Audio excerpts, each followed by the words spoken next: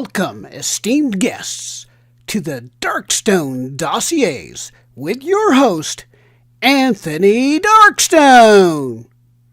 Greetings and welcome. Buonasera a tutti. Buenas noches. Buonanotte.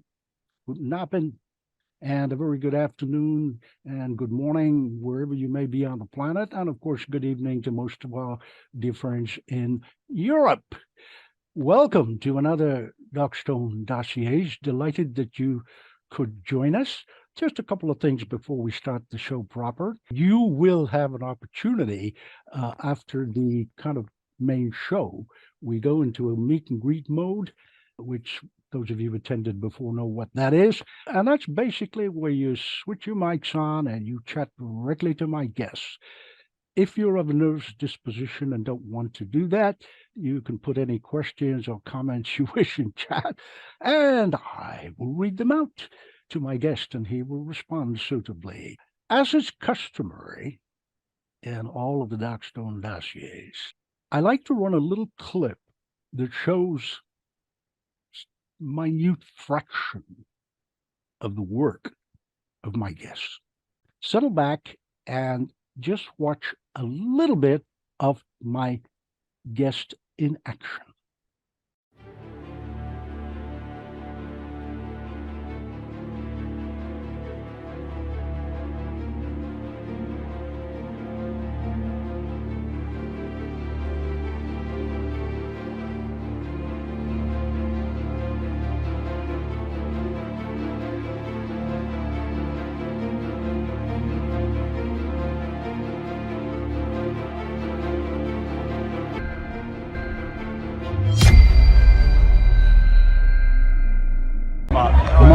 Mark, you're a little bit stiff. You need to relax. Alright, okay. That's fantastic. Now, when you go on holiday, what's the one thing you really enjoy about going on holiday? Nice clear water. Nice clear water. Clear water, you swim in the water. Yeah. When you float on your back, you look up and what do you see? You see the bright sunshine and the yellow sky. Is that right? Yes, you So that's what? That's only 1 out of 5, right? You have greenish eyes and you chose the green dye. Is that right? Yeah. That's fantastic. There we go. So that's 2 out of 5. Well, this is our Darkman. All right, this is a dark soul in the night here. Okay, I'm a bit worried about you, but it was a black and white wedding, and he went for the black. So if you open your hand, you can see he's got the black. My second question for today, in the questioning mode, is what would it look like if we could read minds? Just write a 4-digit number on there without me seeing. I think this is an appropriate book actually for the theme of the project, The Scarlet Letter, because Monica, if I could work with you a little bit here, I'm going to flick through the book and I want you to stop on any page and you're going to read the first word on the first line into your mind only. You're not going to read it out loud. Okay? So tell me when to stop whenever you like.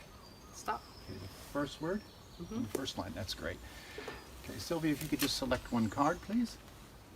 That's great. I want you to look at the card and then place it here. So we have a number, we have a word, and we have a card. Okay, let's see if I can get close to that. I'll start with you first. Don't say anything. That's great. You have a card.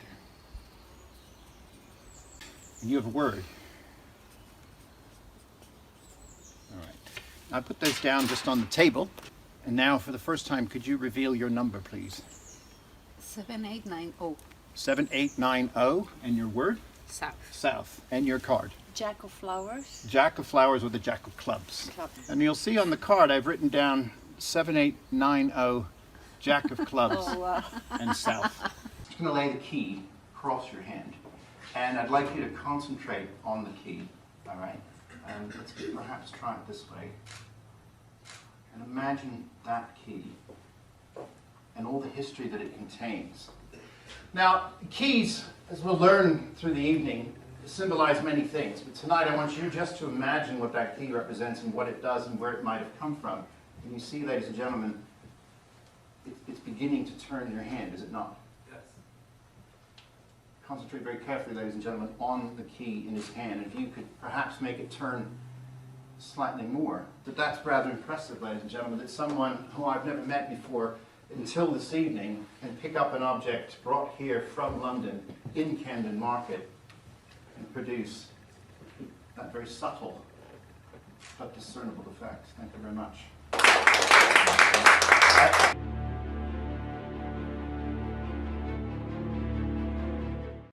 Well, I promised you a little taste, and that's exactly what it is, just a little taste. You can actually get to see a little bit more of him on June the 17th, but I'll talk about that later. Before I actually bring my guest on, let me tell you just a few things about him. Can't possibly include everything. As you've seen on the clip, he belongs to various organizations. And since then, let me reiterate, he is an associate of the Inner Magic Circle with a silver star. He is the deputy chairman for the Association de Magiciens Internationaux. He is also the vice president of the Society of American Magicians International Assembly. I'm pretty sure I've left out some other things, but for the purposes of magic, that will do for now.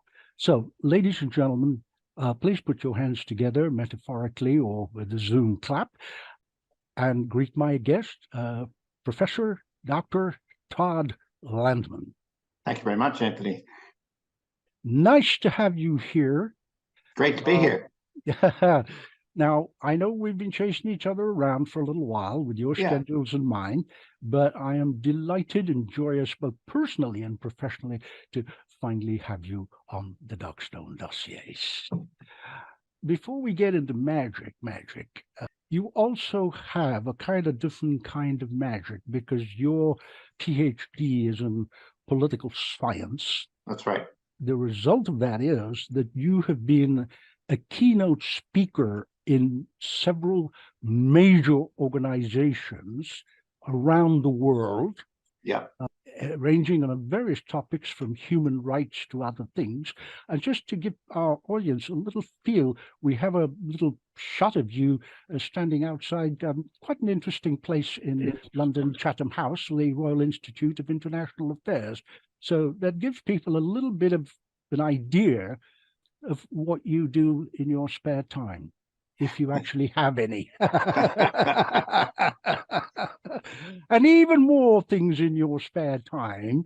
You have held various positions of note at different universities, and you are currently, of course, a professor at Nottingham University. So we'll take the still off, and I will leave you to elaborate on some of that, if you would, please. Sure. So I've been in the UK now almost 30 years. I came here in 1993 as part of a funded project on social movement activity and citizenship rights. I worked with a British professor in 1993 on that project, and ultimately we published a book on what we found in that study. And I only came for a year, Anthony, and I'm still here. They haven't got rid of me yet. So I spent 22 years. Sorry to interrupt you, but I think we should tell folks you came from Pennsylvania. Is that right? Yeah, via Colorado. I arrived with a suitcase and a trombone, and the magic followed after that. So yeah, I was at University of Essex for 22 years, from 93 to 2015, and then came to University of Nottingham in 2015. Been here for 8 years now. And as the Pro-Vice Chancellor of the Faculty of Social Sciences, which in American terms, that's kind of like being the Dean of the faculty. We've got 10,000 students, about 900 staff, and we're very busy on our research, our teaching, working with local partners, regional partners, national and international partners. And, you know, you talked about me giving keynotes around the world. I have to say, one of my favorites was at the Great Hurl of Mongolia, which is their parliament building. And I was giving a lecture on democracy there. But I've spoken at the United Nations, the European Commission, The Hague, you know, in the Netherlands, all over Europe, been to about 50 different countries. The Mexican Parliament was another one that I did, and had tea with the former president of Chile. Well, I think it would not be amiss if I were to refer to you as an academic. That's correct. Pretty obvious, I would have thought. Which leads me very nicely to your, to use a Texas parlance, your handle as a magician is obviously Dr. Todd Landman, but there is, shall we say, an attachment to it, a phrase, Yeah. which absolutely suits you, which is why I wanted to talk a little bit about this before we got to the magic per se, and that is the academic magician. Yeah. Now, what else could you possibly call yourself? Yeah, that's right. I mean, what's interesting is the branding for that. And I did work with a marketing company on the logos that still I use on my website. But they put an ampersand in between academic and magician. So it could be an academic and a magician, or the academic magician. And the ambiguity is kind of fun. Because people do hire me as an academic, and they say, "Oh, you're also a magician. So could you give a keynote, and then after dinner, could you do a little something?" So it's a great combination. In fact, I did something for the European Fundamental Rights Agency in Vienna, and they took us on coaches to the top of a mountain into a hexagonic-shaped glass dining hall. And nobody knew what was going to happen. There was about 150 World Bank people there, the United Nations, European Commission, whatnot. And there I was doing mind reading and add a number sort of routines with World Bank data. And after I sat down, they thought, "What on earth was that?" Right? So it is a good handle, Anthony, and it's an unusual one, and it does combine really a lifetime of academic pursuit with a lifetime of magical pursuit. Well, I happen to know that you were actually influenced by a remarkable gentleman who, shall we say, loved magic to the point that he spent quite a lot of his days actually telling people it was real. Well, of course it's real. We're all magicians here, but for the odd layperson, yes, it's real. So basically, this gentleman influenced you from a very young age, and you were given some work by him from your parents. Let's pull up the still of this gentleman, who I happen to admire a great deal myself. And that was none other than a man who had brilliant powers of deduction in his writing, but never for himself. And that was, of course, the legendary Conan Doyle. Yeah. And I rather like this quote of his. There are many wonderful quotes of his, obviously, but I like this because some of you here attending will know that I am, for want of a better word, a meticulous person. The idea being is that if you aim for perfection, you don't necessarily achieve it, but if you miss it, at least you're higher than most others. So tell us about your influence from your folks and how they probably, in a more subconscious way, instilled some kind of deductive abilities. Yeah, so I grew up in central Pennsylvania, just outside Harrisburg, which is the capital of Pennsylvania, for those who don't know the city. And I actually grew up on a farm. It was about 13 acres of land, and the house was from 1757, which in American history, that's pre-revolutionary, folks. It was literally a log cabin structure. And my father was an immigrant from the Netherlands, and my mother, he met in Philadelphia. She was a nursing student. But we grew up in that house. And when I was quite young, they gave me the complete collection of Sherlock Holmes. And I read those stories back to back. And I was always struck by the study in Scarlet, where you get introduced to this idea of the science of deduction. So even at a young age, and in school, you do the sort of typical science subjects like mathematics, algebra, trigonometry, calculus, chemistry, biology, physics, etc. And of course, the power of deduction runs through all of that, or the science of deduction. But I was so inspired by the ability of Holmes to work out from a very small number of facts and observations. He could make inferences about all sorts of things, and of course, solve the crimes. But what you may not know, Anthony, is that when I applied to be a student at the University of Pennsylvania, I had to write an essay. In addition to supplying my grades and my standard aptitude test, I had to write an essay for admission. And I wrote a whole essay about why I was so enthused about the science of deduction, because I wanted to be a lawyer. And I just talked about how I would use the logic of deduction, the science of deduction in my law career. And I never became a lawyer. So that prediction was wrong. Well, we always miss one, so that's okay. Yeah, I was off by a lot. but you've done pretty good since, actually, with all the various things. I mean, you recently, and we're drifting now like into magic, with recently attended, and I know there was a couple of people here with us in the audience that also Yeah. attended the Doomsday Convention, which sounds dreadful, but it's not. It's actually quite a fun event for magicians of a certain genre, shall we say. Yeah. I think we have a couple of stills of those that pop up if we can Sure. pull them up. One of them, I think, is the Roche test, which is commonly known as the ink blot, if we can pull that up. Yeah. There it is. And I think there's another one that kind of follows on from there, where you're holding a chart and talking about the chart. There it is, yes. Now, we'll pull that off the screen, and I would ask you to kindly, in fact, not just about Doomsday, but, the thinking behind that, and, well, just tell us as much as you possibly can on that. Sure. So just to go to Doomsday, it's been running now 12 years. It was set up by Ronnie Chapmailly a number of years ago and taken over by Dan Baines. We used to meet in Whitby, which was fantastic because the Dracula reference and everything. I'm going to interrupt you for a second, Yeah. because I think this is an important point to make.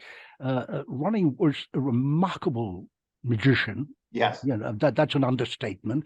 And I think together with him, you'd set up a few things which led to the Magiculum, etc., which we'll talk about in a minute. I just want to let people know who Ronnie was and, his status in the business. Please continue. Yeah, so it's now moved to Derby, the Derby Conference Center. And of course, it was interrupted by COVID. And Doomsday, of course, it sounds really dark, but of course, the Doomsday book was just a register of people and property, right? But I like the Doomsday name so much. And Dan's really built a great program there. We had between 80 and 100 people at the Derby Conference Center. And it's a couple of days. There were folks over from the States that performed on the Friday. Michael Diamond always does this amazing show where he, puts needles through his neck and eats fire and does all this great stuff.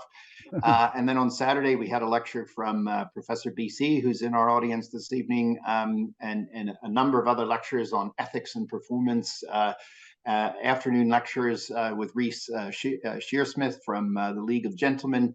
And then the Hex Factor competition, which is where people get together and do a 10-minute program. And they had these green and red timing lights and all kinds of stuff. So there's a lot of pressure when you're performing. But to get to your point about the ink blots, many, many years ago, the ink blots were released into the public domain on Wikipedia. So they were no longer protected within the community of psychologists that were using them. So with Christian Schenk, the card shark, we produced the ink blot cards. So this is a deck of banks of cards, 5 banks of 10 cards each. And it's great because you get a sort of guide to the images on one card and then these repeated banks. So this is the typically the first card. It's in black and white, and then some black and red images. I'll put these up relatively quickly because you're probably familiar with them. But the idea behind using these cards is that they are what's called ambiguous images, which is to say they're of something and nothing at the same time. And a lot of people call this one the bat, for example, and it's in the still that you shared earlier. But when the analyst is trained with the code book, actually sits with a respondent or a patient and says, when you look at this image, what do you see? And they start to ask them what they see, almost like a tarot card reading.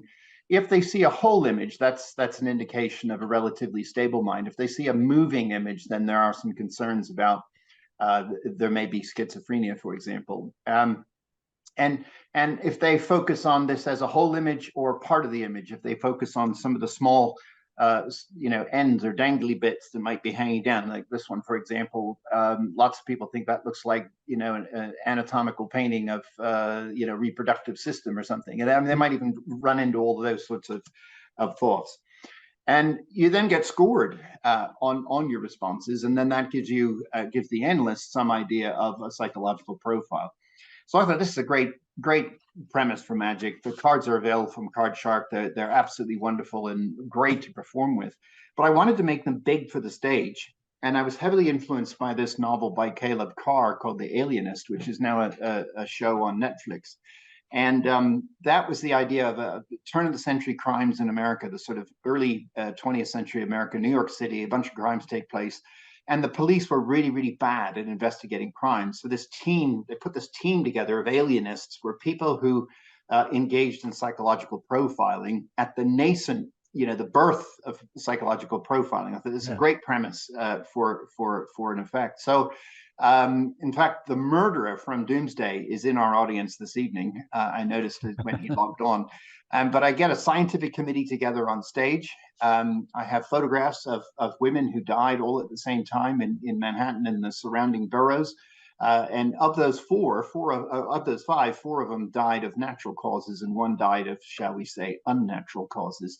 And the task of the committee then is to work out who the murderer is. So I had some really nice cards made up just of the 5 black and white images. And on the back of the card is this psychodiagnostic label, originally from the inkblot cards. These have been used by psychologists for years. Each person gets an envelope with a woman in it. That's an envelope, and each person gets one of these cards. There's sort of a matching effect. But because you showed the clip of the chart, I have to show the chart because Chris, who's in the audience today, chose one of the images that we call the warthog. And this is actually a statistical scatter plot of the severity of crime on the bottom axis and the different images running up the vertical axis. And of course, you see that these, pickpocketing, burglary, all the way up to murder, and then the images. And you see that this image here, which I call the motorcycle rider or the warthog face, correlates with murder. And Chris, of course, had his envelope. He had the warthog image. And of course, when he opened his envelope, he was the one that had the woman who was murdered. So unfortunately, he's with us this evening. He hasn't been caught by the police because he's gone into hiding. So it's a quasi-scientific demonstration. It's a double-blind test. There's a matching mind-reading psychological thing. There's references to the psychoanalytic movement, of course, with Freud and Jung, as well as Rorschach. And where Rorschach got the idea was a Victorian parlor game where people would write something on a piece of paper, fold it in half, and then when they open it, you get that symmetrical double image. And that's where the inkblot cards come from. There's all sorts of things you can do with them, but it's just been great performing both with the deck of cards from Card Shark as well as the stage version. I performed it at the IBM convention at Eastbourne for about 250 people in the Victorian theater there. And then at Doomsday, I also performed in the evening for about 80 people. So it's quite energetic, it's quite interactive. And then of course people learn something as well. Which you do as the academic magician, wearing, of course, your professor's robe, which you are always now have to teach. Today. Yes, exactly. Yes. Exactly. So, and the reason I'm bringing that up, it's because it's all about visual before you actually, I, or anybody starts to do anything. Yeah. Really. So there is a perception in the audience mind, be they lay people or magicians or whoever, that, okay, here's something. So you look like an academic the moment you come on. They know you're called the academic magician. And when you're doing something like this with the psychodiagnosis, et cetera, and it's what I call, wearing my producer's hat, an interesting performance where it's not just, hey, look, pick a card and I can find it. So, Okay, great. Why would you want to do that in the first place? You can just take it out of the deck. You don't need to lose it again in the time. So I'm not being unkind to card people. I really am not. But, spectators are infinitely more intelligent than I think probably 50% of magicians believe they are. On that topic, I'd like to get your thoughts, if you be so kind, about what we talked about, if you like, in parenthesis, sort of, the branding and the visual and the image and how a performer is perceived the moment the curtains open or they come on or whatever it is. So wax a little and even lyrical on it, if you wish. Yeah, well, it's slightly autobiographical in the sense that I had parallel lives for quite some time. I mean, I went through primary, secondary school, then university, then graduate school, 2 master's degrees and a PhD.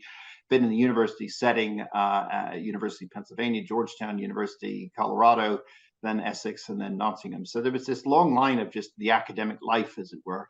And then there was the magical life. And in the early years, people would have me do cocktail parties or student dorm room parties or whatever. But I was doing what I would call straight ahead magic or straight ahead mentalism. So small book tests, manipulation, cards, coins, balls, that kind of thing.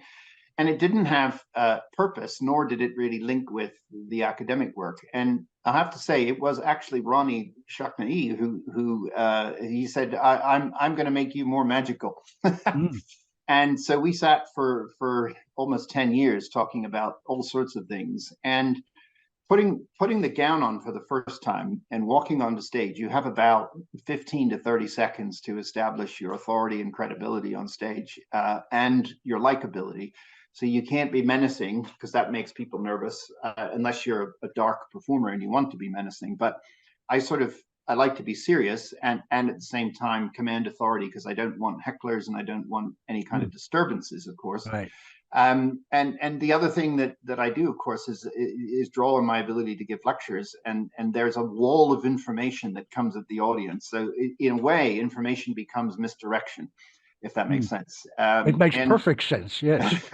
And the themes of my shows tend to be everything from the purely hyper-rational sort of economic positivist, self-interested utility maximization, game theory, all that stuff, to the completely esoteric, right? And I was heavily influenced by Chuck Hickok's book, Mentalism Incorporated, where he has this thing, he talks about the increasing scale of implausibility. And I love this, that you don't want to come out and do something completely implausible, particularly with my persona. You want to do something that's gentle. Have you ever thought about, or a question to the audience that makes them think about something? And by the end of the show, you can go as implausible as you want to do. I have a whole routine I did at University of Huddersfield. I call the Orne experiments, that draws on psychological research I did at University of Pennsylvania with one of the most famous hypnotists, Martin Orne, and he was trying to figure out whether hypnosis improved your ability to recall things or not.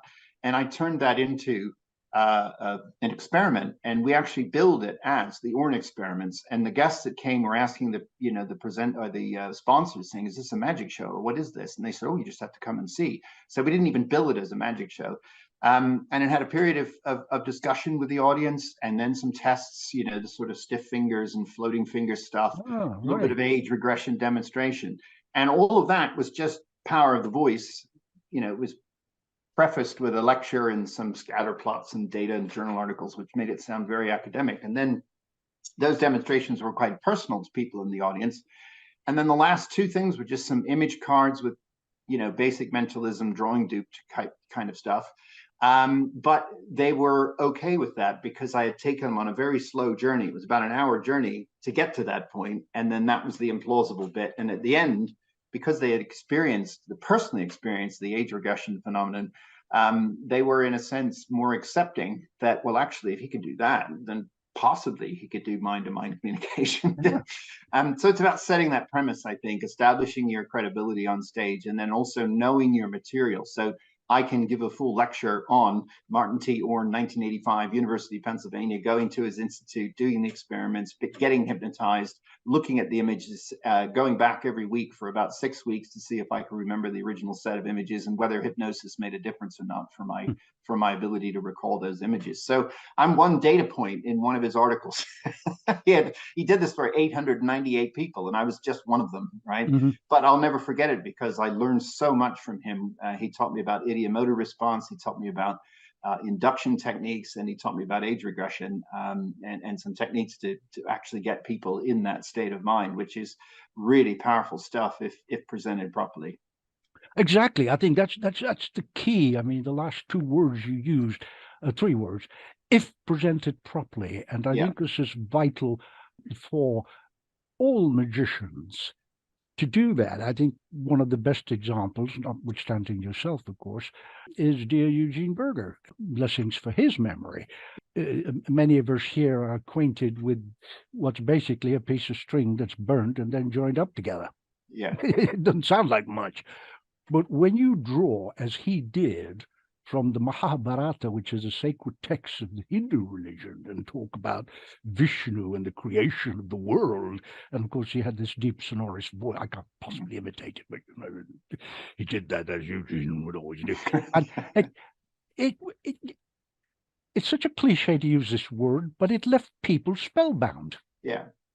And I think this is important. I mean, you mentioned earlier on, Ronnie, a simple thing like saying to you, look, put your gown on when you're performing as the academic magician.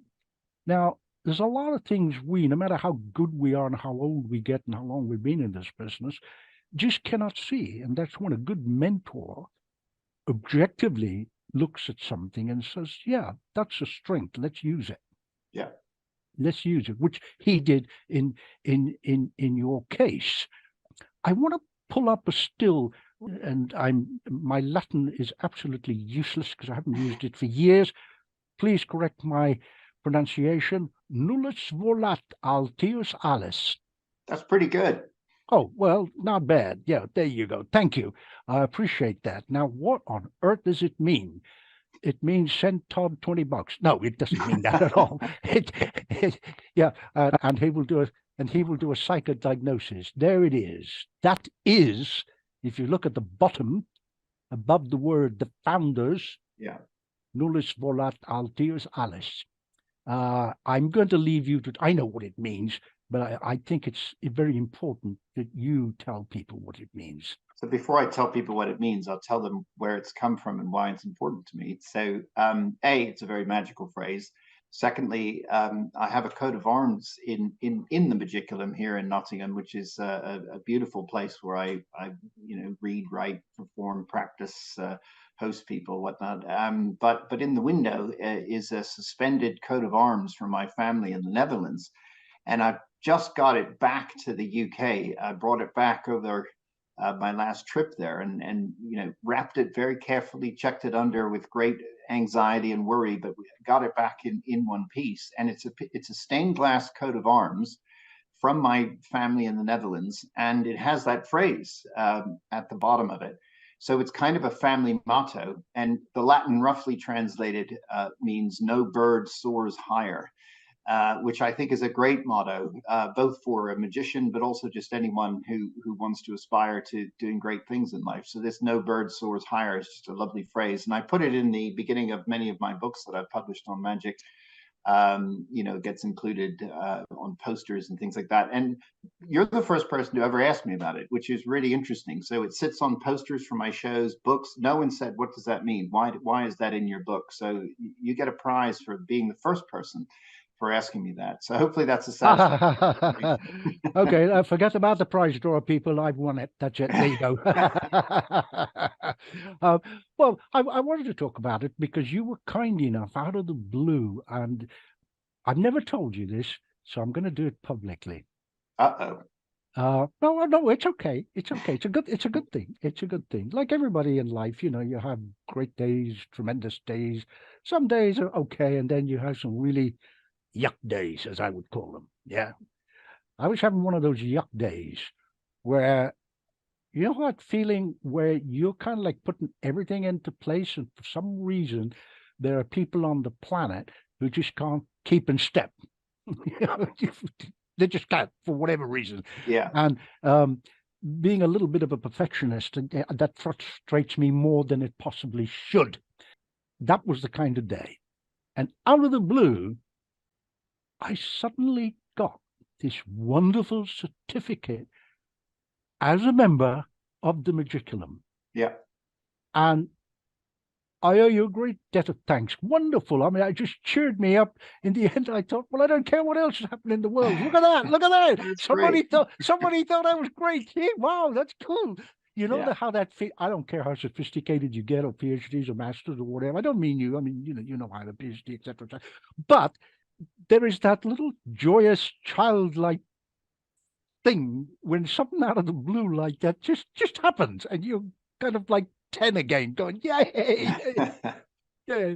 So that was it. And I mean, I did manage to thank you and everything else, but I've never actually publicly said the reasons why it meant more than even one would have initially thought that it would have meant. So that was it. So it perked me right up. Yeah. I appreciate you telling me that. And for the viewers, Magiculum is a, as we academics say, a neologism. So it's a made-up word. And I was musing a couple of years ago, if I had a Magiculum vitae, what would that look like rather than a curriculum vitae? And if one were to do a course or study, how would you demonstrate that you had reached the credentials, in a kind of university setting. This is my Magiculum Vitae. And I shortened it to Magiculum, which is both a virtual space and a physical space. So here in Nottingham, I've got one, it's a physical space. But virtually, we had a group on a private group on Facebook for a very long time now called the Magiculum. And we've actually collectively written 2 books, the Magiculum 1 and Magiculum 2, which are nice essays from performers, readers, and others on philosophies of performance and magic, ethics, psychology, character, persona, consistency of persona, the contracts we make with our audiences, all sorts of neat things. And those folks I've met either face to face or have never met. We published the first one with iCorner Press, and the woman who sponsors that press is Camelia Elias, who's lives in Denmark. She's writes a bunch of books on tarot, and I went to visit her in Roskilde a number of years ago and spent time with her at her house. And she's a fascinating person. I mean, the house is just covered in books. She's got a big gong that she rings at midnight, and she goes out looking for berries and makes schnapps and all this other stuff. She was fabulous. And then I wrote the Magiculum 2 after that, which has a series of essays around authenticity and other forms of things to think about as a performer. And it's a great little community. We just sort of dump stuff in there that's quite interesting. We've got a woman by the name of Lynn Kelly on there, wrote a wonderful essay called Feminine Magic, which is quite interesting. She said, if you read any modern magic book, it says, you take the wallet and put it in your inside jacket pocket. She says, well, A, I don't carry a wallet, and B, I don't wear a jacket because I'm a woman. Right.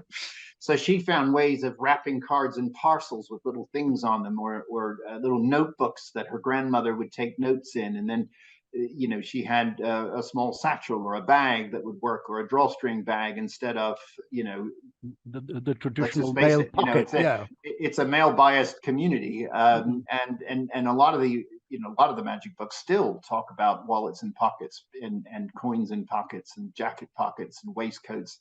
And so she wrote this wonderful essay on feminine magic. But just to stay on her for a moment, she's also an expert in memory, and she's written this wonderful book called The Memory Code, and she studies indigenous knowledge systems around the world and how there are mental codes that indigenous communities use. And she did a lot of research on the indigenous community in Australia, and they know every bird on the coastline of Australia, but they've never written it down. So it's a combination of oral history, storytelling, and mental pegging.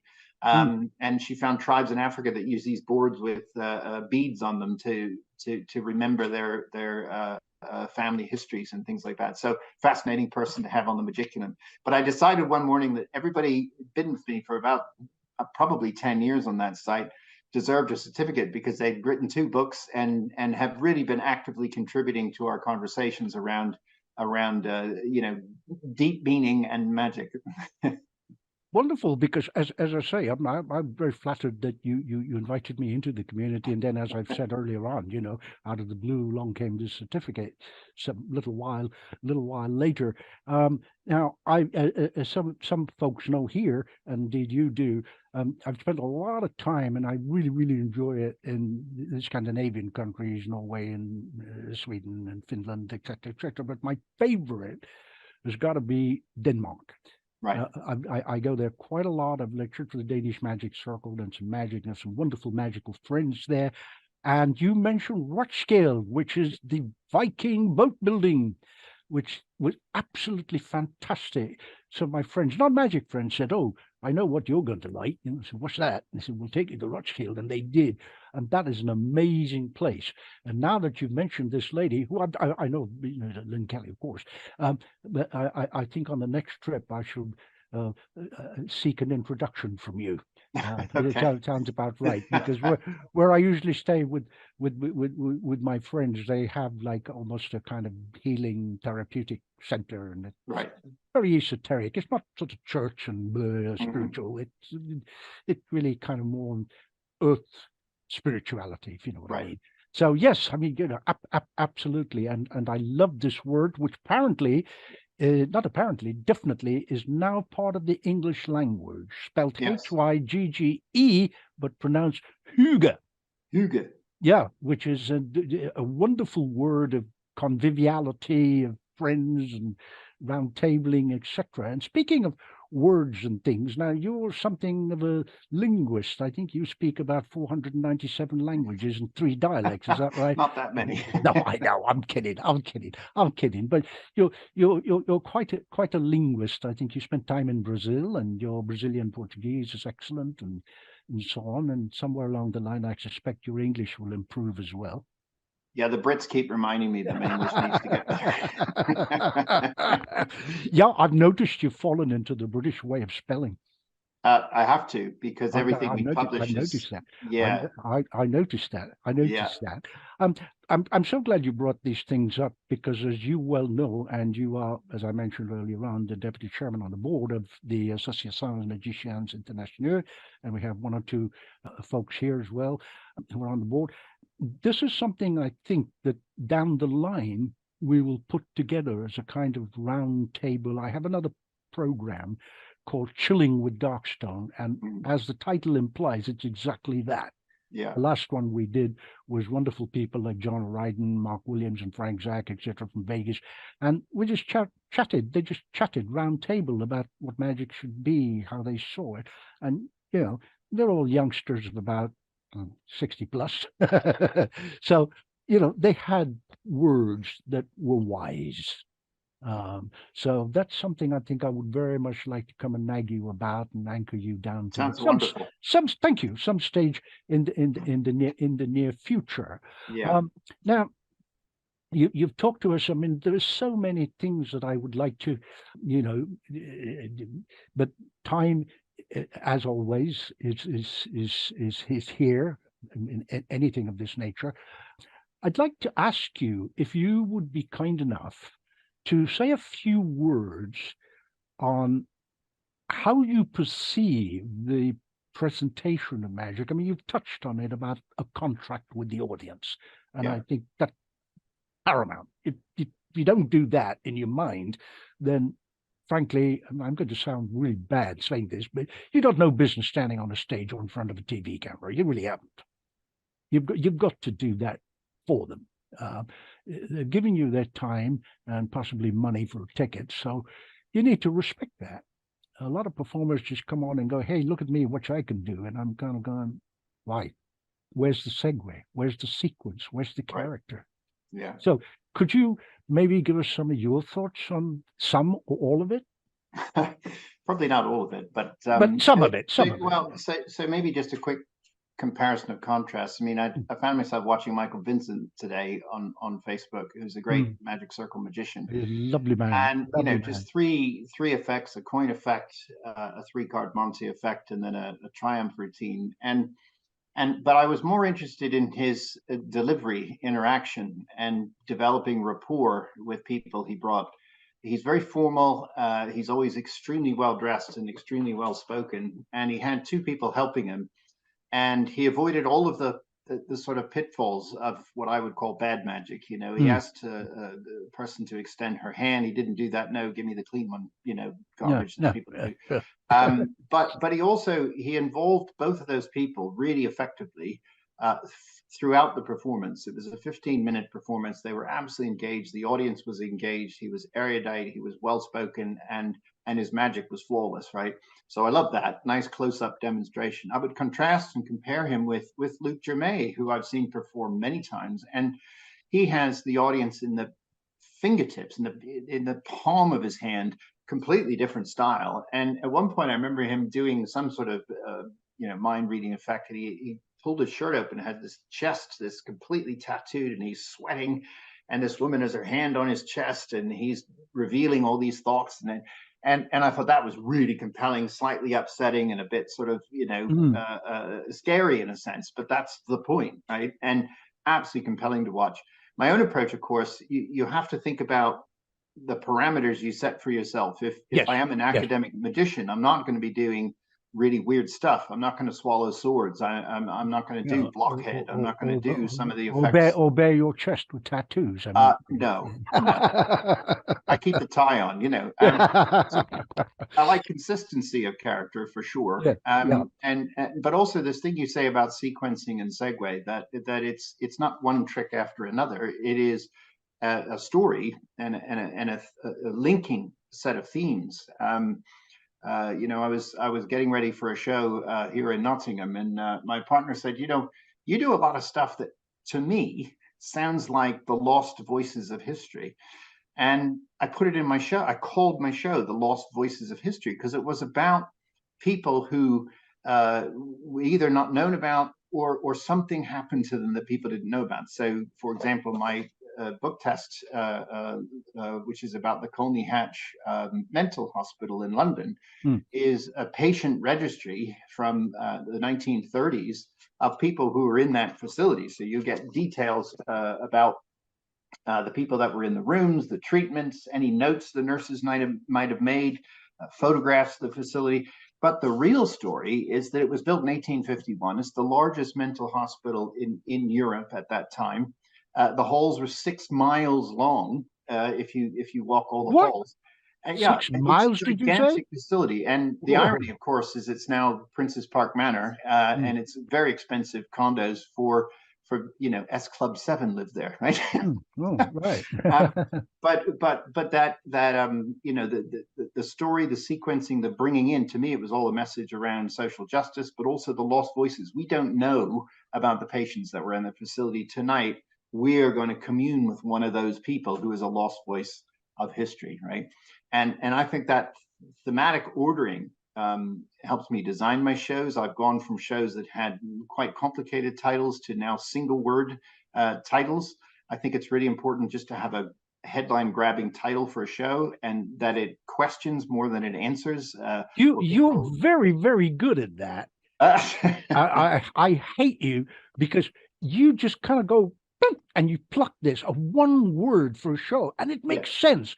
Now, I'm not going to say what your recent one is because you've told me. I'd rather you said it. Sure. And then you've had also one word titles for a couple of other things. Care to share that?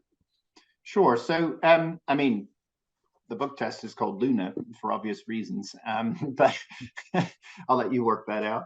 Okay. But I did a show for the 50th anniversary of University of Essex, which was founded in 1964. And in 2014, I was asked to put a show together that celebrated that history. And that one I called Then and Now, which I thought was kind of fun. And the show really was tying together all those 50 years from 64 to 2014 and had a lot of wonderful effects. And then I did a show here at Nottingham I called Subversion. And it links politics, magic, and jazz, which do not sound like things that should be linked together. But if you think about it, you think about the great civil rights leaders, you think about Frederick Douglass, the great abolitionist, you think about Che Guevara. These are people who disrupt and subvert the status quo, right? If you think about Miles Davis or Billie Holiday, right? These folks took Western diachronic music and they put the notes in the wrong place for a kind of classically trained person. But, the amazing thing about a Billie Holiday is that she has a very limited range in terms of the lowest note to the highest note she can sing. But in between, she has infinite expression that sends a shiver down your spine when you listen to her. Absolutely. And I like that subversive quality to, revolutionaries, if you will, politicians, people who disrupt the status quo, and then, of course, jazz musicians. And I thought, well, magicians do this as well. They disrupt our sense of reality and our perception. A good show should disrupt the audience and then somehow settle them, but maybe not, and leave an ambiguous ending, or it will settle them and they say, okay, it makes sense now, or it doesn't. And there's a lot of subverting the status quo that takes place within magical performance. So that show I really had a lot of fun putting together. And then just because you asked me, I am working on a new show I just call Truth. I know, you told me that. I can't believe it. But this is so apropos for your kind of magic, obviously. Yeah. But also a magic show. I mean, just think about what you have. I'm just asking the audience to join me and think about it for a moment. A magic show with a one-word title called Truth. I mean, choose your own adjective to describe that. I mean, is it ironic?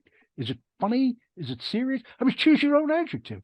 But I just think it's wonderful, whichever adjective you choose. It's just the truth. Well, as it happens, the philosophy of truth is very complicated. How do you actually know something is true? Right? I mean, that sounds like a simple question. There's been, several thousand years of thinking around, how do we know something is true and when it's true?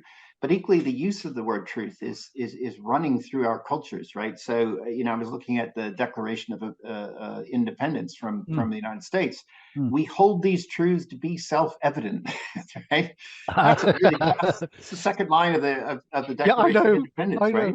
That's the most ridiculous statement ever, isn't it? And in the civil rights movement in America, you have this Quaker phrase, speak truth to power, right? That's a powerful thing, right? Or when you testify in court, I swear to tell the truth, the whole truth, and nothing but the truth, so help me God, right? The other one I liked was Kellyanne Conway after the inauguration of Donald Trump, where they were saying, well, your press secretary said this, and she said, well, the press secretary, Sean Spicer, was just presenting alternative facts. This idea of alternative facts, I mean, that's going in the show, right?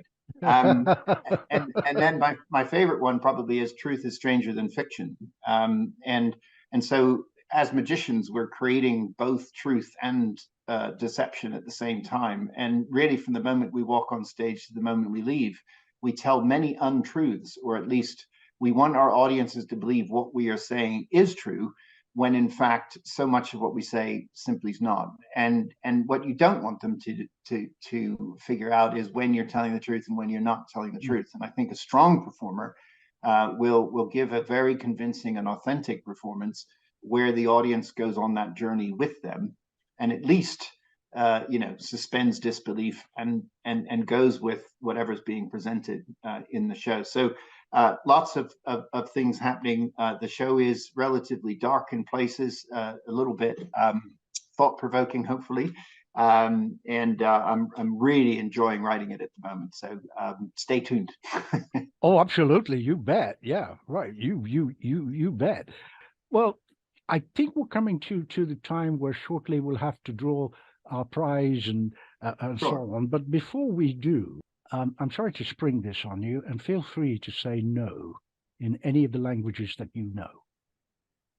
Is it possible I could persuade you to do a little something for us? I think you can persuade me, and I'll answer your question in the best American English I know. Okay. Yeah, no problem. And I'm not sure what it is you're after, Anthony, but you and I were talking the other day that I love researching history in this country, and I was doing some research on the history of the Lancaster bomber in World War II, and I came across. But I've been researching the history of the Lancaster bomber, and I went to the West Yorkshire Archive Service, and I found a key document in my historical research that's absolutely critical to understanding this moment in history. And I'll share it with you now. Hopefully you can see that. It's the Mickey Mouse Weekly from, as you see the date there, 1940. There, maybe you can see that. It says it's February 1940. Yes, you can. Yep. Now, okay, you're probably wondering what's going on here, but this Mickey Mouse Weekly turns out to be extremely important because alongside that newspaper in the archives, I found this. Now, hopefully you can see this. Is that okay for everyone? Yeah. You can bring it down a little bit more. That's fine. That's perfect. That's perfect. So this was in the archives next to where the newspaper was, along with documents and ephemera and everything else. But my attention was really, really drawn to this, and I've been able to have it out on loan from the archives and just look at the contents. And the more I study the contents, the more absolutely fascinated I become with what's inside this small travel case from 1940. And before I open the case, the one thing that's in there, along with other things, is a small schoolboy diary from 1940, a young boy called Roderick. And he has filled out every day an entry in the diary at that time. And if you cast your mind back to 1940, in Leeds, where he comes from, and that's where the Lancaster bombers were both flew out of, but also were manufactured by the Avro manufacturing company. This young boy grew up in that area under threat of attack by the Luftwaffe. And of course, at that time, you see in the diary, he talks about when the bombings started just at the turn of the year. And so, you get this daily account of a young boy's life. So in some of the entries, he talks about going down to the shop and getting his Mickey Mouse weekly. So that was something that, his parents would give him some pocket money. He'd go down to the shop and get that newspaper. Other days, he said, I practiced the piano. I did my maths homework. There's a great entry on a Friday. He said, we prepared for the gang fight. And then the Saturday entry was, we won the gang fight. And he's 10. This kid is 10. It's absolutely fascinating. And the thing that I like about all those entries is that this is almost like the day in the life of a young boy. It's extremely existential. It's not just about 1940. It transcends history, because this young boy is facing threat of bombing in a war, but he still has his day-to-day chores to do. He still practices the piano, does his math, gets involved in fights, maybe gets grounded. His father was from the local defense volunteers. So there's this incredible portrait of a young man's life in this diary. And we're going to show you the diary in a moment. But the other thing I realized about Roderick is he was a very clever young man, and he's actually created a time capsule because he's kept things in this box that have meaning to him. So we just open the box. The three things on top that have a lot of meaning is a half-crown coin. Hopefully you can see that. Yes, we can. Yes, we can. Slightly cracked wristwatch. And then a 10 bob note or 10 shilling note from that time. You can see all that. Yes, we can. So clearly in this box, these things were of great value to him. Now I see someone named Brian Roll. Hello, hi, hello. We've never talked. Well, we've met, I think, but we never talked. So okay. So fantastic. Brian, you've seen three things here. You've seen the half-crown coin, the wristwatch, and the 10 shilling note. Could I ask you just, fantastic. So you've seen the coin, the wristwatch, and the 10 bob note. I wonder which one of these important things, clearly Roderick, held these in high regard. They're cherished possessions and treasures. Which one of those do you think has most meaning out of those three? The wristwatch. The wristwatch. Okay. So if we just put the wristwatch to the side here, we can all keep an eye on that. And let me just remove the tray and show you things that are inside. So for example, his grandfather, wonderful picture of his grandfather. Some of these things I can just lay down. There's blank postcards that you would have sent during the war, okay, from the UK to others. He was a great stamp collector. It turns out these are lovely stamp. I think they're French stamps, but from Francophone Africa. I love this. This is his eyeglass prescription from the local ophthalmologist. A Leeds United football card. Another relative, perhaps his father or an uncle.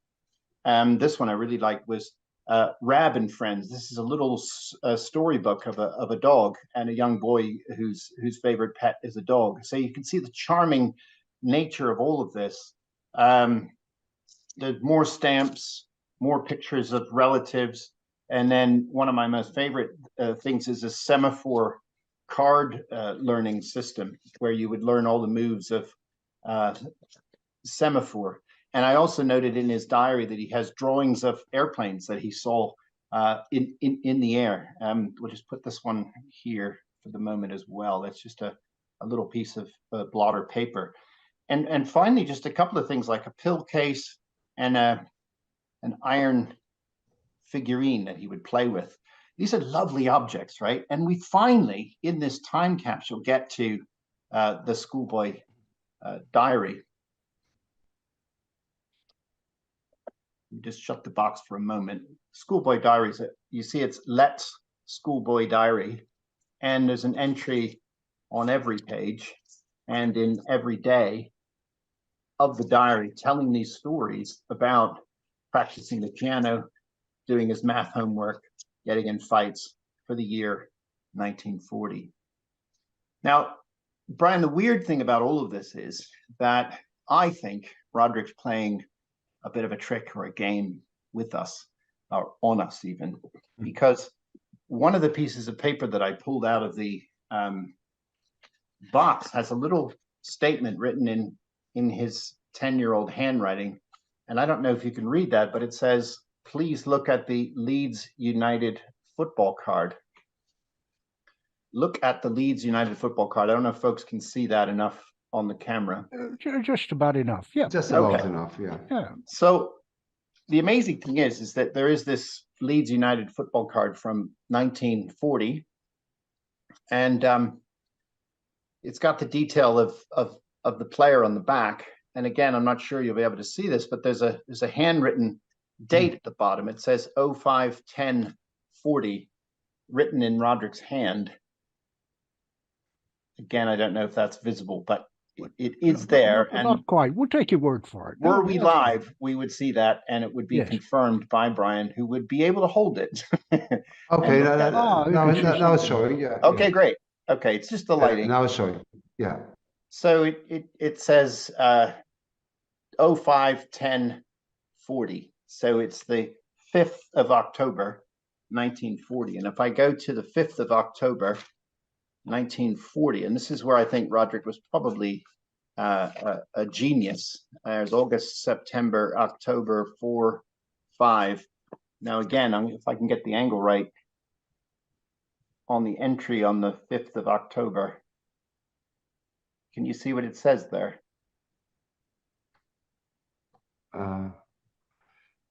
It says, got a new wristwatch picture. Okay, something picture. That's fine. I think I Yeah, got you a got wristwatch. I got a new wristwatch. Yes.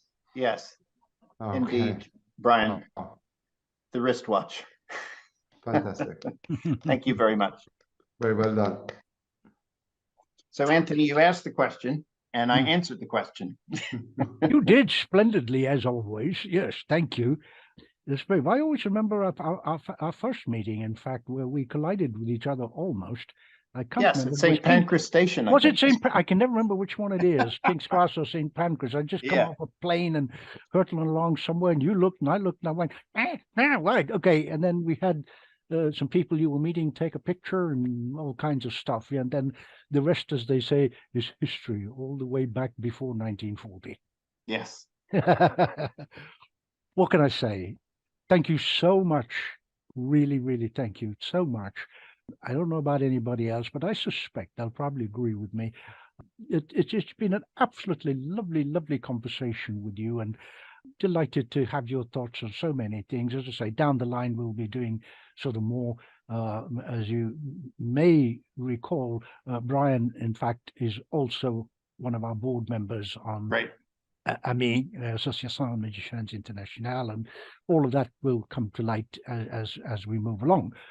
So I think what we'd like to do now is to ask you to perform one other small task, if you would. Sure. We have dropped, or we haven't, Austin has put into his hat the names of folks who have bought a ticket. He's going to juggle them about, and he will draw and put himself on the screen, I suppose, if he can. And then you get, oh, he's there as well. There he is. Yeah, you don't need me, guys, but He's got a hat. He's got names in the hat. Yeah, he's got names in the hat. I'm just going to ask him to pull 2 out. One in each hand, if you would, please. Yeah. There's 2, one in each hand. Okay. Now, your task, if you wish to accept it, Todd, is to choose a hand. It doesn't matter which one. Okay. Whichever one you choose is the one we will use. That's a Max Okay. Maven line. I stole that from him. Yeah. That's a good line. Yeah, isn't it? So, whichever one you choose. Well, I'm going to channel my mother because she said she always gets lost. And if she's lost, the best thing you can do is always turn left. So I'm going to say left. Left. Okay. Hold on to the left. Drum roll or a bugle blast or both. It is Farley Carter. Farley Farley Carter. Carter. Yes, Fantastic. wonderful, Mr. Carter. Congratulations, sir. I have your email. We will be in touch, and in due course, Austin will pull it up, I'm sure. This is your prize, and Todd will tell us a little bit about what that is. Yeah, so I've been working on some new material that hasn't really been released yet, Farley. So I call this Offerings from the Magiculum.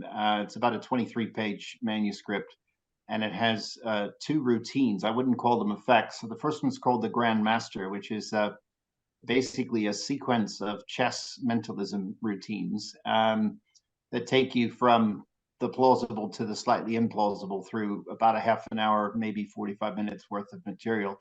And it's really framed around the idea that grandmaster chess players use what's called cognitive chunking when they play chess. So they don't think in individual moves, they think in clusters of moves and control of the board almost in a territorial, militaristic way. And there's some journal articles and other things that reference that, but also this idea of the unconsciously competent person. So whenever you see a jazz musician or a magician who you really, really like, they've already gone through the 4 stages of learning, from the sort of consciously incompetent to the unconsciously competent.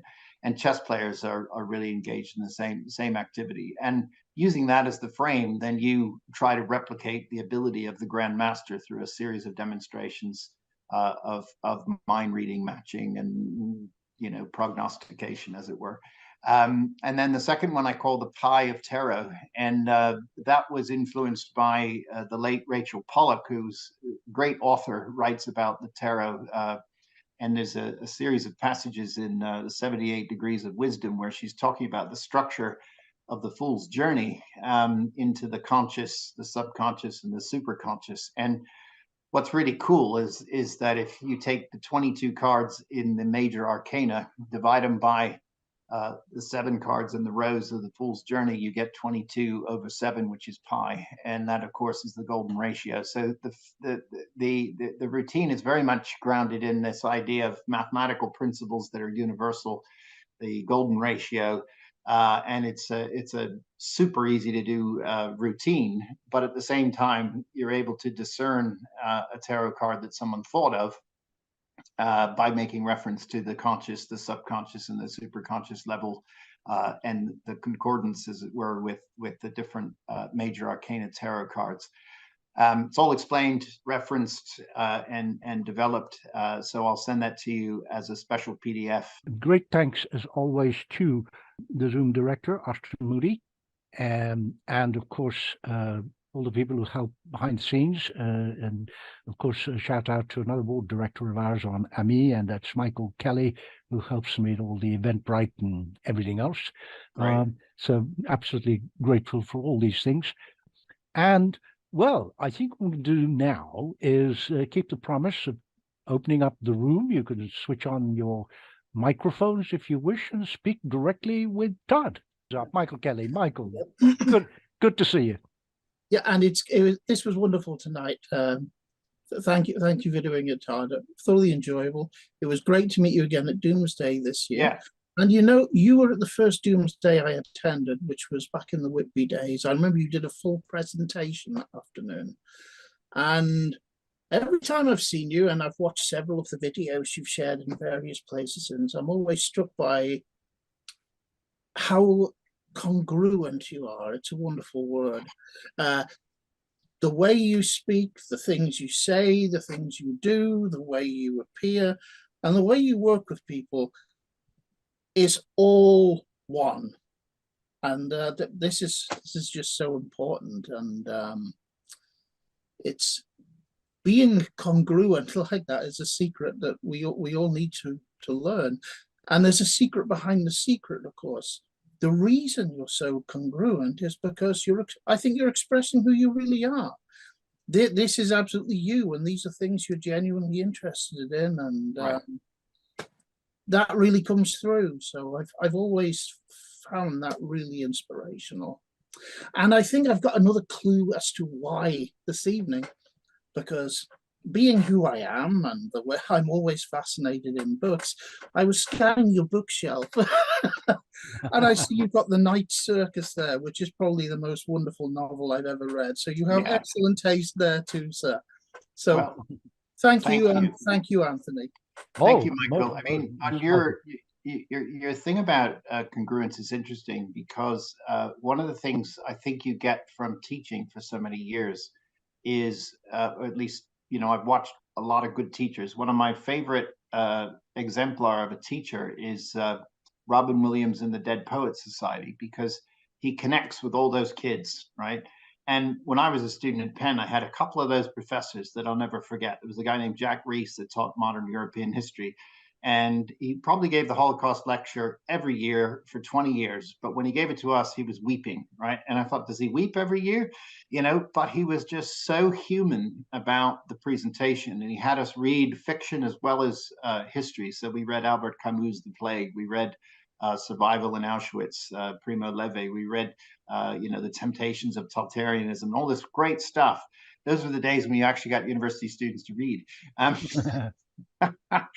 But the other thing, I guess, when you teach is trying to connect with the students, and I think it differs different parts of the world. I've taught in continental Europe where the style, at least in Southern Europe, is very didactic. They want the professor just to tell them what the concepts are.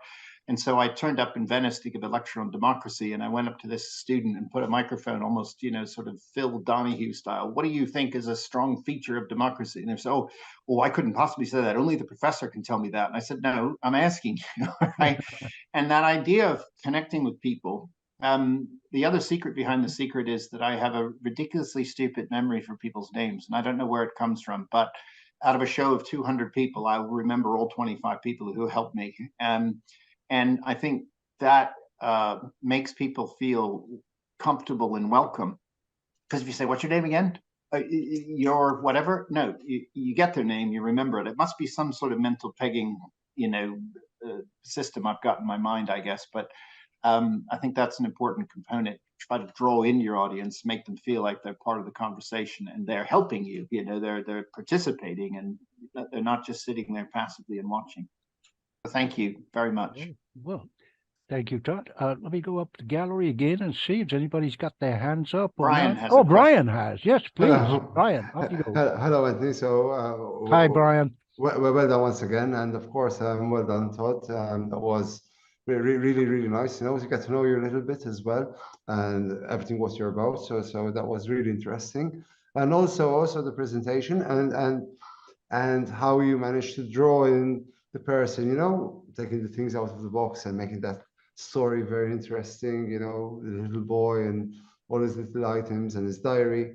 So that is really nice. It's something that I'm currently looking at the moment, in performance style, which will be changing in a couple of more years for myself, but it's sort of where I'm going with my magic at the moment when I'm performing it, especially in close-up at the moment. So it's going there. But that's really nice, those little touches. And of course, everything that you have been presenting and what you have been talking about. Thank you so much. And I'll tell you a little story. When I got this diary, I put it in a drawer for about 5 years because I thought this is like gold. It cost me £5 on eBay, right? And it is, I looked through it and I thought, I'm not going to write anything in it. I'm not going to make a card diary effect, which is kind of the mentalist's, go-to routine, which is great if you're doing that sort of stuff.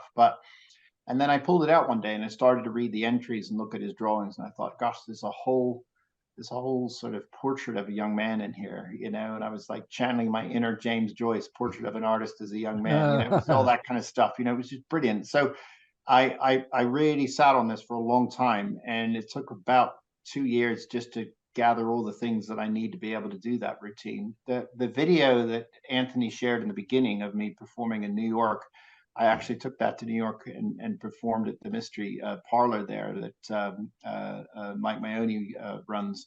And again, it was funny because we got a date, and of course the Americans flipped their months with their days, whereas Europeans do it the other way around. So we had a bit of byplay with that. But anyway, it's on YouTube, and you can see a full performance of it with a live audience. And I've also performed this at Doomsday as part of my lecture and performance stuff that Michael was referring to. But I appreciate your thoughts, and you just send me an email. I'll be happy to exchange some ideas with you.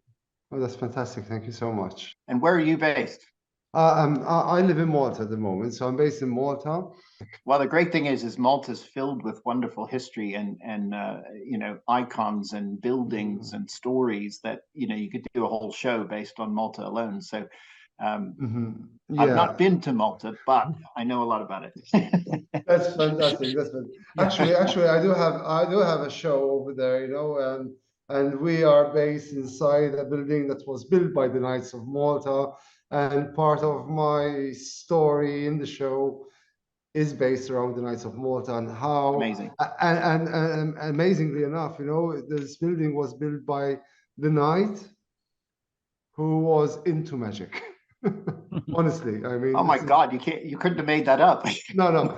However, it's a kind of magic that he used to do in those days, or the way they refer to it because of the Inquisition. So, however, we're not very sure about the relationship between what sort of magic they were performing because of the Inquisition in those days.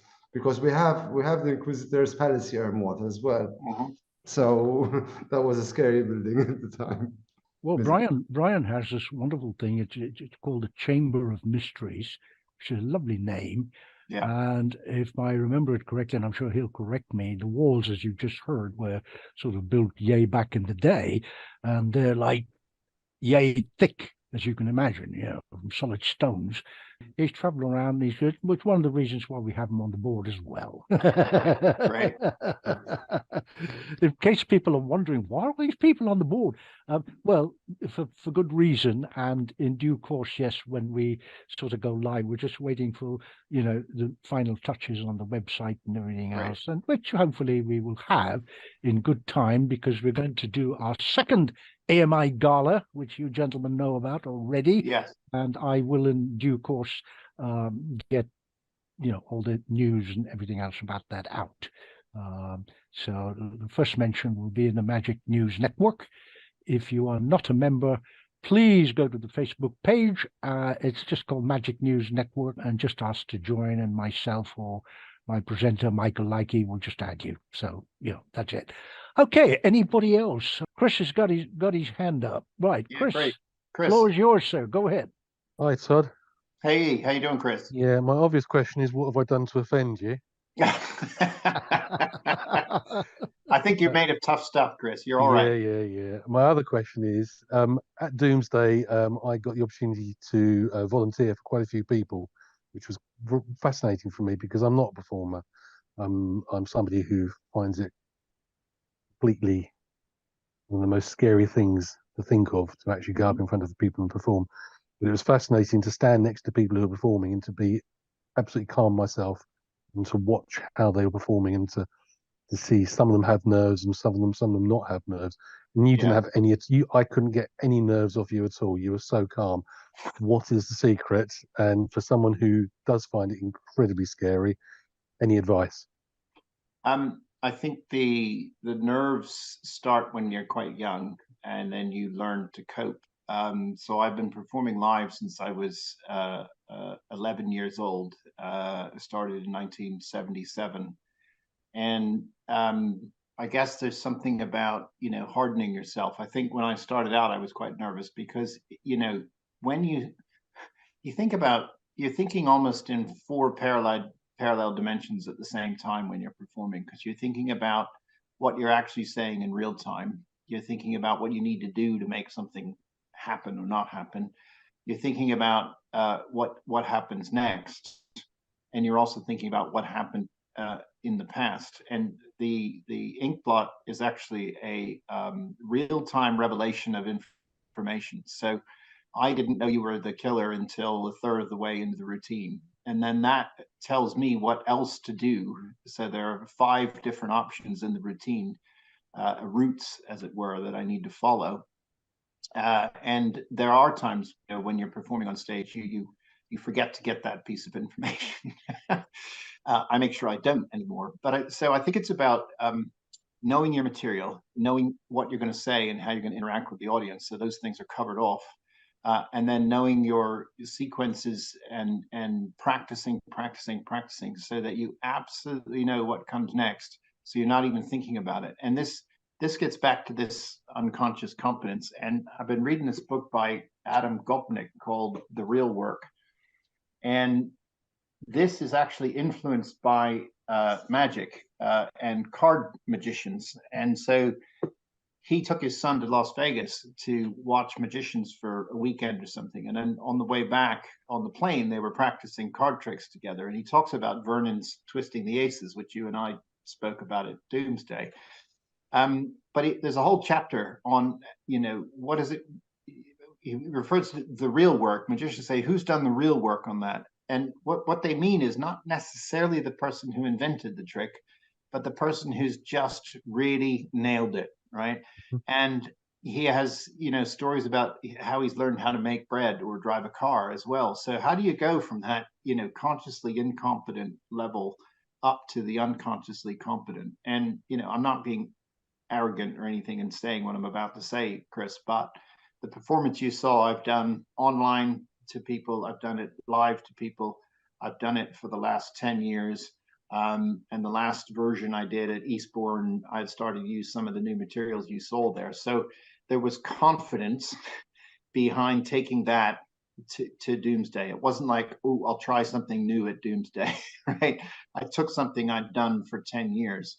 I think if I took something that was brand new for Doomsday, I would have looked more nervous than that particular thing, which is to say I get nervous too. Particularly before just stepping on stage. I go to the toilet probably 100 times before going on stage. It's just, you know, if I'm drinking soda or water, whatever, suddenly it's just like, gotta pee, you know, you're just, and then you get on stage and it just sort of snaps and you're ready to go. And then the show's over. I mean, I do 2-hour stage shows and you come off at the end and you're sweating and you're exhausted. But because you've rehearsed, sequence, practiced, scripted, and done it over many iterations and many years, you build that confidence. You also know that things might go wrong because when you're doing something with a live audience, you never know what anybody's going to say. And you either turn it to your advantage or you try to get rid of it really quickly. Right? And so you try to, I like to incorporate people. Somebody might say something funny, or somebody might make an observation that had nothing to do with anything you did, but you take credit for it. You know, and that's always fun as well. So I was giving a lecture at one point and I talked about where do people's surnames come from? The reason people have surnames in this world is because the state needs to tax you, right? So I looked at this German student in the audience and I said, you know, your name might be Miller because your father was someone who milled grain. And he goes, but my name is Miller. I said, yeah, I know that. And he said, but how'd you know that? I go, well, that's just a little something I do. And then I moved on to someone else. I had no idea that guy's name was Miller. So there is a certain experience, I guess, that comes from being in front of people, but there's nothing that, you know, moves away from the idea you just have to know your material, you have to practice. So having the Magiculum here, I have a mirror I can watch, I can stand and set up my props. And actually, as I work through things, I think, oh, no, that has to be on this part of the table and that part of the table. And when I was at Doomsday, I absolutely scanned the room to work out where I was going to put the people and where, you know, the images are going to be distributed and where I was going to move out front of you guys with the background. You see it in the pictures. The people, the scientific committee's behind me. I'm right in front with the audience and then come back to the scientific committee and work with each person on that committee. So I don't know. I think some of it is now unconscious. I just know where I'm going to put people and how things are going to work. Other times I actually draw, you know, maps of the stage in my study and work out where everything's going to fit, where I'm going to be as well, you know, and where the audience is going to be. And then there's still random acts of all kinds of things that can happen in a show, and you simply have to be prepared that things may go this way or that way, depending on what happens. Brilliant. Sorry, Thank that you, was a Todd. really like rambly answer to your question. No, that was perfect. Thank you, Todd. Yeah. Thank you, Anthony. I'll go back into hiding now. No need. I was just going to say, in fact, you mentioned you're not a person who performs because you don't like to stand in front of people, and that's fine. I mean, Sure. that's okay. You can be an ardent magic lover. My brother, in fact, loves absolutely adores magic. He doesn't perform. My grandfather, well, his grandfather obviously as well, and our father. Sounds like the beginning of a prayer. My brothers and my father. Right, I'll get this right in a minute. Was also a magician. Hobbyists, not pros. So, as Todd was saying, the audience should not ever see, and this is a phrase I learned from a very dear friend, he's gone now, blessings to his memory, Steve Dacre. It's hiding the skill within the art. Mm-hmm. And if you know how to do that, then it becomes, in a sense, easier not to be nervous.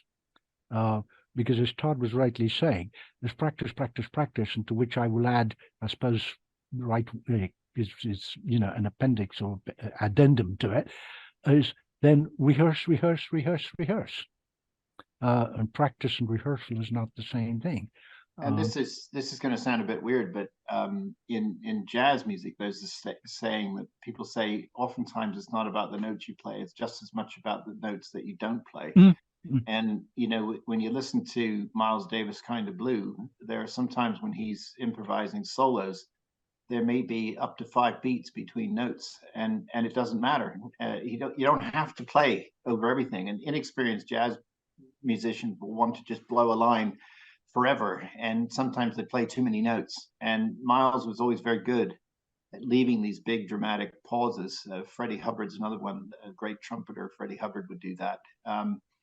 And John Coltrane would leave big gaps in what he was doing, and then play 64th note, arpeggios, and it was just absolutely extraordinary what he could do. But he didn't have to.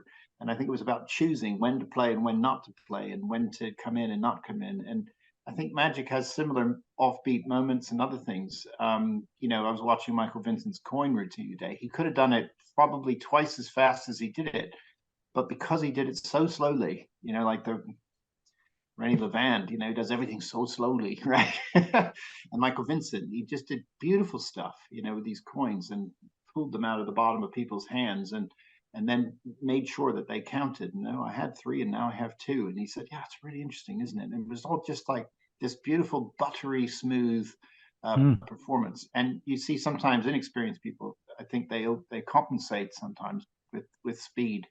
And so the analog of playing too many notes is like doing too many tricks. And I think TV is to blame for this as well. If you ever talk to the producers on BGT or whatever, they say, we need 6 tricks in 6 minutes. And like, well, one of my tricks might be 10 minutes, but it's got a great finale and your audience will love it. No, that's not going to work for us. We want 6 tricks in 6 minutes. And I said, then I don't want to be on your show.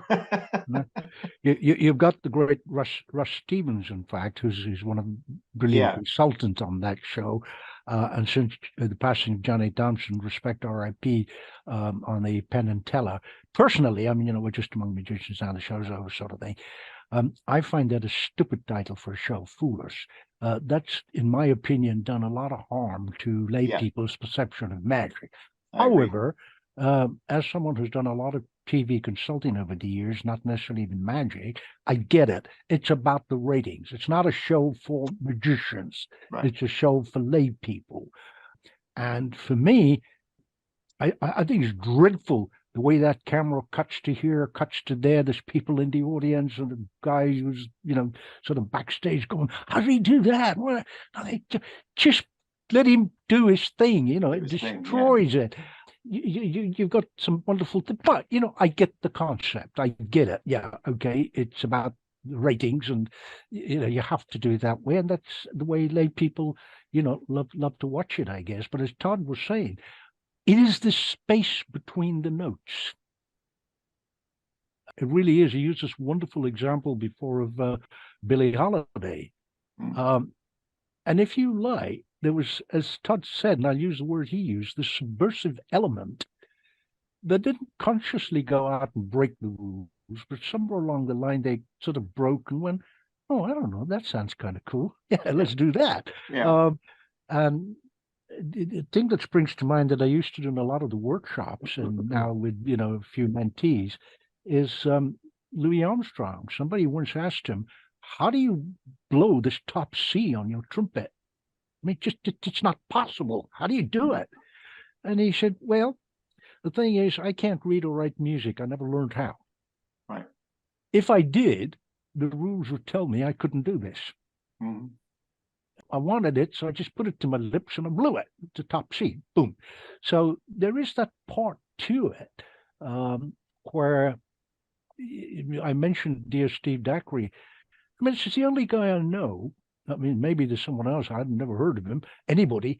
But in Caesar's Palace, he used to do a show 6 days a week, which was at the time, the only close-up show in Vegas at Caesar's Palace. I mean, it wasn't some little casino off strip. It was Caesar's Palace. And he was doing sponge bunnies. Yeah. And sponge balls. And he referred to the sponge balls as Martians and wove this wonderful tale. And people would buy tickets and watch this. So I suppose it's the ancient adage of, it ain't what you do, it's how you do it. How you do it. And if you become, as Todd said, it's not meaning to sound in any way arrogant. It's honing your craft so you then can turn it into an art. Does that make any sense? Yeah, absolutely. It's a craft, and then it becomes an art. So yeah, I should be ready by the time I'm 103 then, so that'll be good. Come on, you got 75 years to go yet, so you're okay. You'll be fine. Yeah. I'll tell you what, one of these days, you're welcome. One of these days, if you want to come and join us on AMI when we get it all up and running, because we'll have people there, not necessarily performers, but folks like yourself. Yes. That we're going to have mentorships and other things, and, over Zoom, if you want to learn a few things and something like that. It doesn't matter if you never actually perform it for anybody else. I'll tell you, I envy you in a way, and I'm sure Todd and a couple other people in this room will agree with me, and envy you just as much. Do you know why? I'll tell you. Because you've got great joy coming the moment you do your first 2 or 3 effects. I mean, it's just absolute elation. I got it right. It just, Todd's agreeing. I'm sure everybody else is nodding here, right? I mean, it's difficult for some of us, me in particular, to go back all that way. But there is this incredible thing you just get filled with. Yeah. But a note of warning to you, brother. It's addictive. It is indeed. Yeah, the rush you get is addictive. Yeah. Yeah, it really is. I mean, it's addictive. I'm not going to lie. Who doesn't want to hear stuff like that? What do you do? Yeah, great. Yeah, love it when people say that. So, yeah, if you ever want to it doesn't have to be anything fantastic or super duper or whatever. Some of the simplest of magic is the best. If you learn 2 or 3, maybe 4, and you do them all well, and from time to time just change the script around, it's okay. Yeah. Thank you. Oh, you're welcome. Anytime. Hi, Todd. How are you? I'm great. Thanks. How you doing? I'm great. Todd, we've spoken several times in the past about your approach to character.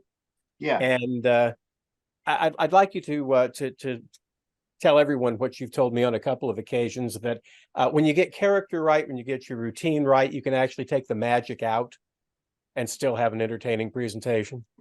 Yes, exactly. I think Barry Richardson said that to me. He saw me do something up in, I think it was at Huddersfield, and we were in the car on the way back, and he said, "You don't need to do any tricks." And I think that was a compliment. I think sometimes almost wanting to do a trick, you're trying too hard, and I suppose the tricks then become incidental to the larger presentation you're giving, right, Brian? And I was thinking about it. I still think about that. I said, talk about, to go back to what Chris Walton was asking, just standing on stage like a stand-up comedian looks terrifying to me. Right. I think magicians sometimes hide behind their tricks because you have a prop, you have a thing, you have, at least if I'm rubbish, at least the trick's going to work and entertain people. And I think there's a kind of a comfort blanket sometimes in performing a trick.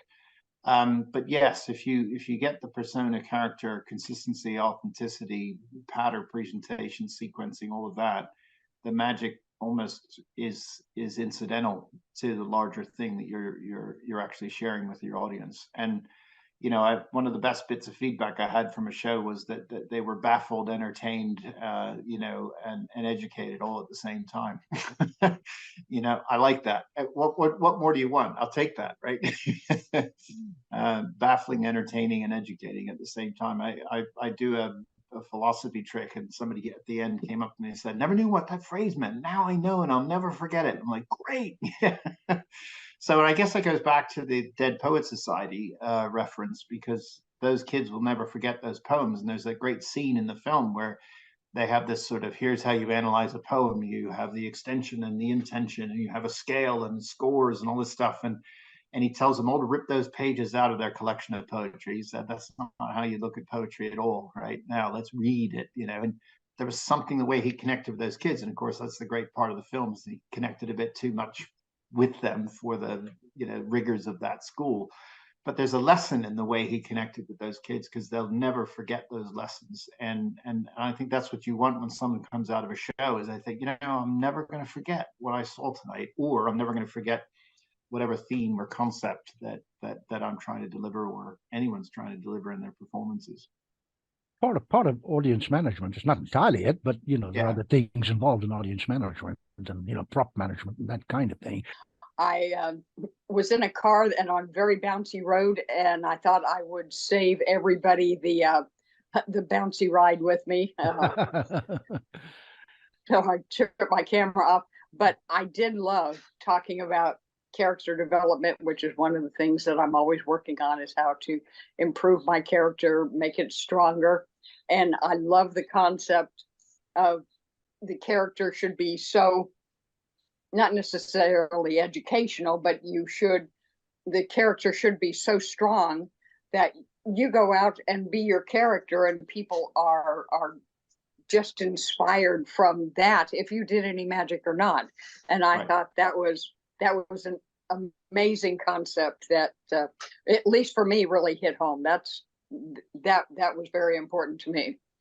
And there were so many things that I picked up out of the whole talk that you gave that I have certainly appreciated and learned quite a bit. Thank you. Thank you for attending. I appreciate it, Rubina. That's great. Where are you dialing in from?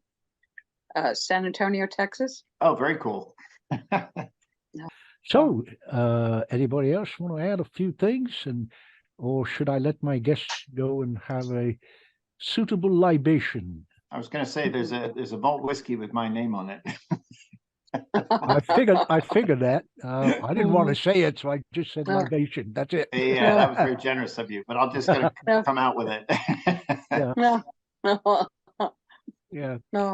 One of the interesting things about people like Todd, well, Todd obviously, and people like him, is that when you listen, sometimes you're not actually learning anything new that you didn't know before, which is not a bad thing, because it cements, confirms what you already were thinking. And you go, great, we've got this wonderful person or this experienced performer saying that. That's what I thought. Yeah, this is great.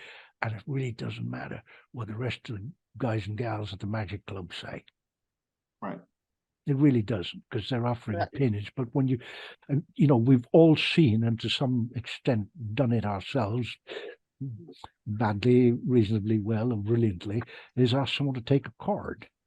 But the experience is, pick your own adjective, existential, if you like, when John Rockabalmer does that. Mm-hmm. There was something about John Rockabalmer spreading a deck and asking you to take a card. Probably because he's written more on card magic than anybody, performs more, wrote the Bible on Marlowe. So, he's the man. So all of that, as Todd was saying earlier on, you build that over the years, etc., and you just sit there and go, whoa, okay, yeah, right, And this is what happens, I think, whatever character we're playing, because yes, it's still Todd, but at the same token, he's wearing his professor's gown and he's the academic magician. but all the things she's spoken about at the United Nations and other places of similar ilk are there. And, somebody comes up and says something to you, in the middle of a routine, and Socrates said whatever, boom, that computer kicks in and you can come back with something. No, really, if you don't have it, then you can't come back with it. So, and then you think, yeah, that was a good one. I'll put that in the script. It's all performance. It is performance. Yeah. It's all about performance and presentation. Yeah. And the magic is really secondary. Hmm. I mean, I've said this before and I'll say it again 1,000 times. A ballet dancer is a ballet dancer, and they're skilled, and you watch them and you think, yeah, it's great. Why was it that Dame Margot Fontaine moved grown men to tears when she was the dying swan on stage? Yeah. It was just another, if you analyze it, just another ballet dancer standing there, or lying down in this instance, because the swan was dying. Sure. And the tears running down their cheeks. Someone had a lump in my throat as well. So what is it that does that? It's all that experience from before and countless rehearsals. And I'll finish on one note to give you something to think about. Some of you may have seen it, some of you may have not. Fred Astaire was extraordinarily meticulous, and people use the word perfectionist like it's some kind of insult. I actually think it's a good word.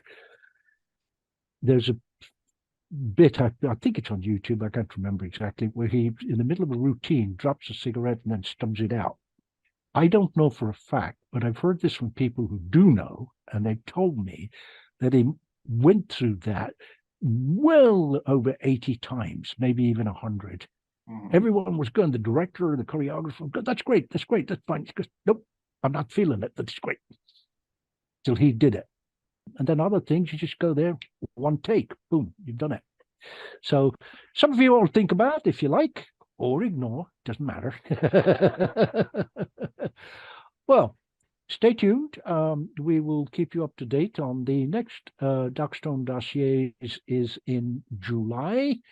And I have an amazing well, everybody's young to me. He's not quite 30 yet, called Radek Hoffman.